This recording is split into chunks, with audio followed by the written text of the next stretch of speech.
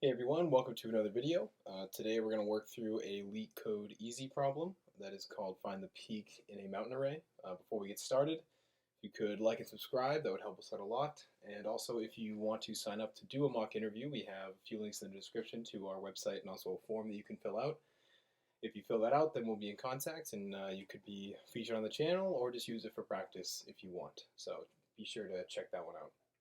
So this LeetCode problem is fairly easy. Like I mentioned, it is a LeetCode easy and it's fairly popular. So the basic idea with this one is that we're given an array A, and that follows this condition here that's laid out with several conditionals, or I'm sorry, several inequalities there. So here's a test case, for example. So basically, the array is going to increase, and then at one point it will start to decrease. And what we want to return here is the index of the peak, or basically the largest element in our mountain here. So in this case, 3 is going to be our largest element, and that is at index 3. So we want to return 3.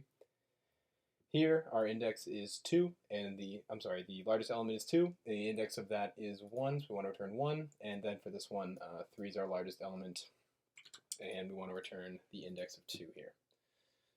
So to start off, an initial sort of brute force solution that you could think of is just basically iterate through, and all we want to do is compare some element at index I and compare it with the one that is right in front of it. So in this case here, say we are looping through this array and we see 0, 1, 2, 3, and then when we hit 3, we can compare this to the element right above it, and we'll see that 3 is larger than the element that comes after it. Therefore, our answer must be 3.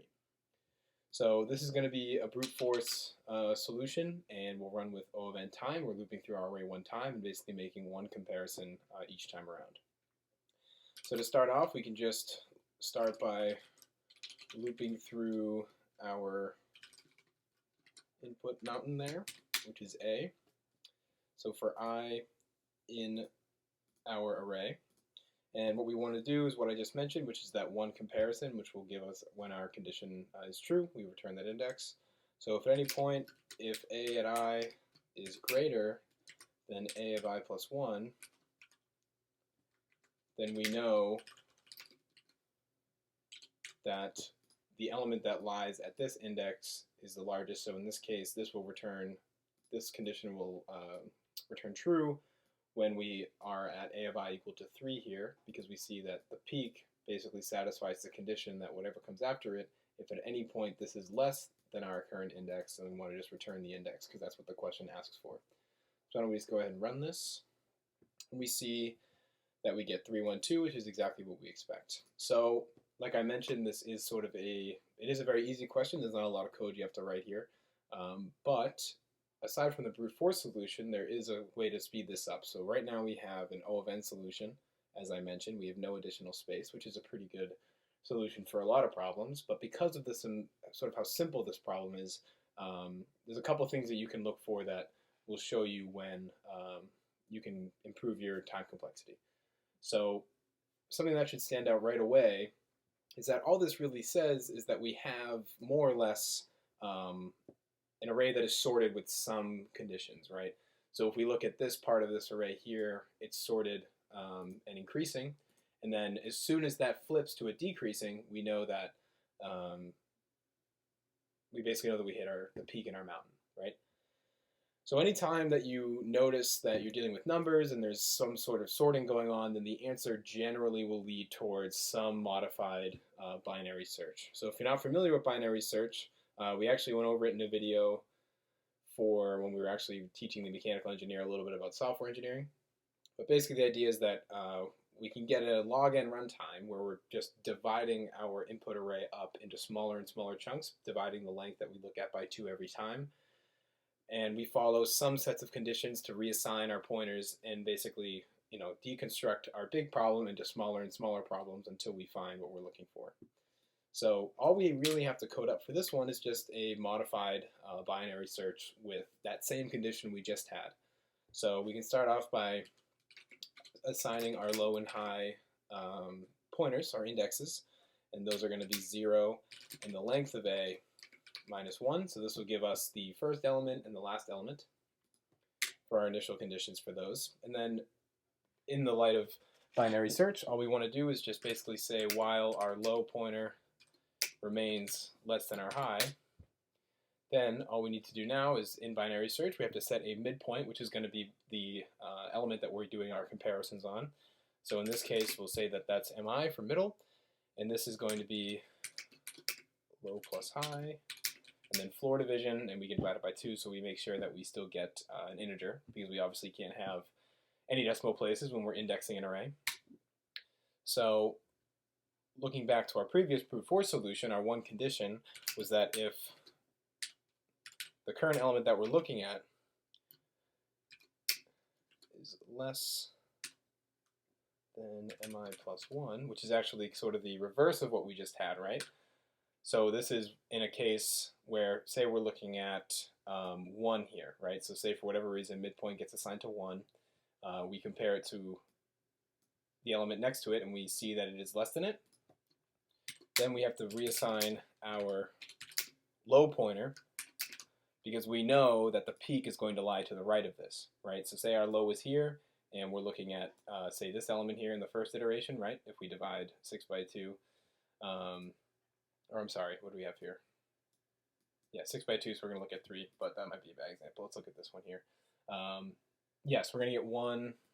None of these examples really work, but regardless, just know that we are basically saying that we need to reassign our low pointer to slide and look at the right part of what we're looking at here in our binary search. So that's going to be our first conditional there.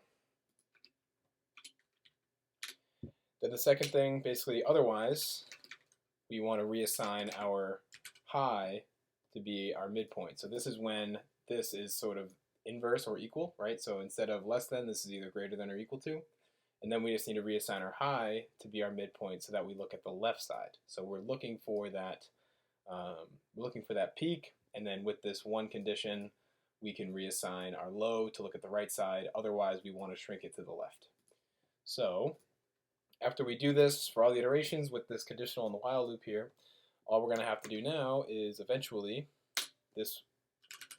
If we just return our low point, then that means that we've moved our pointers in such a way that basically our low is going to be equal to high plus 1 at a certain point. You can think about that. So in this case here, low, after doing this a few times and splitting it up, will hit 3. This condition will fail, and then we can just return our low. Which, remember, something that I see a lot is when you're splitting up these using these different pointers and basically keeping track of multiple indexes, sometimes you can forget that low and high are indexes and not the element themselves. And because the question asks for the index of the element, we can return low. We don't have to return, a of low or something like that. So why don't we just go ahead and run this, see if we have any bugs. And you'll see that we do have the same output, and now we've reduced our runtime from O of n to log n, which is great, and we've maintained no additional space. So if you're a Python person, and of course you want a one-line solution, there's going to be one. So say you didn't feel like doing binary search and you just want to do a quick one-liner and move on with your life, then a really fun way you can do this is actually just return, using this index method that's built into list there, you can actually just return the max of it. We go ahead and run this, and you'll see we get the same output. So this is, I believe, is going to be a linear runtime again, because in order to find the maximum of an array, you have to loop through everything. So this is just a fun little one-liner. I wouldn't use this as a final solution in an interview. You could definitely mention that you could do the Pythonic one-liner here. It could be fun to kind of basically find a way to do a lot of these problems with as little code as possible, right? Some code golf going on. But yeah, so these were 3 quick solutions. I would say the main thing to take away here is just that binary search. You should be really comfortable with modifying binary search and kind of seeing that whenever you have some sorted array of integers or numbers of some sort, that generally that's going to be a really great way to reduce your complexity. So thank you very much, and like I said, please like and subscribe, and if you're interested in doing a mock interview with us, then feel free to check out the links in the description.